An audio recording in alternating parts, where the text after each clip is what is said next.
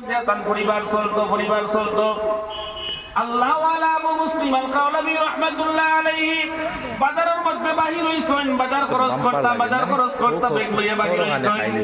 এমত অবস্থায় একটা ভিক্ষুক তার সামনে আইয়া হাজির হইল আর কইল, আমার আল্লাহর ওয়াস্তে কিছু দান করক্কা। তাই চিন্তা করলা, আমার কাছে বাতিল কোনো সম্পত্তি নাই, ধন নাই, মাত্র 3 পয়সা আমার জেবর মধ্যে।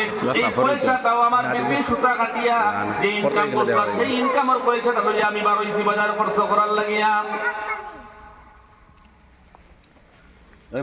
সেই আবু মুসলিম আল কাওলাবি রাহমাতুল্লাহ আলাইহি এক জায়গা থেকে ভিক্ষুকের কাছ থেকে তাই সরিয়া অন্য দোকানের সামনে যখন যাই, আমার ভিক্ষুক খরইয়া যায় গিয়া কয়, আল্লাহর ওয়াস্তে আমারে সাহায্য করক্কা, আল্লাহর ওয়াস্তে আমারে সাহায্য করক্কা। হযরত আবু মুসলিম কাওলাবি রাহমাতুল্লাহ আলাইহি 2 নম্বর বার তারিখ ঘুরাইয়া দিলেন। তাই তার মনের মধ্যে কথা আনলা, যদি আমি ঘুরাইয়া দেই তাহলে কিয়ামতের ভয়ানক দিন আমার মুখের মধ্যে কোনো মাংস থাকত নাই, মাংসবিহীন অবস্থায় আমার মুখমণ্ডলে হাসরের মাঠে আমি উম্মতের সামনে খাড়া করা লাগবো।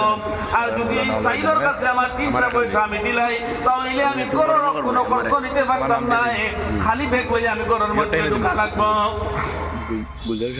আবু মুসলিম আল কাওলাবি রাহমাতুল্লাহ আলাইহি চিন্তা করলাম, না না না, আমার ছেলে মেয়ে আমার বিবাল বাচ্চা বুকা থাকুক, কোনো অসুবিধা নাই, কিন্তু আমি কিয়ামতের দিন আমার চেহারারে মুখমণ্ডলে আমি মাংসবিহীন অবস্থায় আমি খাড়া করতে পারতাম না, সম্ভব নাই।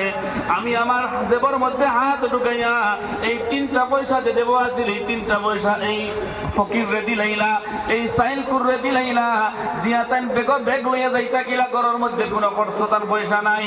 এমত অবস্থায় তার মাথার মধ্যে চিন্তা ঢুকিল, আমরা লাকড়ি কাটার বাদে যে লাকড়ির গুড়া বাহির হয়, সেই জমানাত লাকড়ির গুড়ার বালি দিয়া পুরা বেগ রে ভর্তি করিয়া তাই বেগ ভর্তি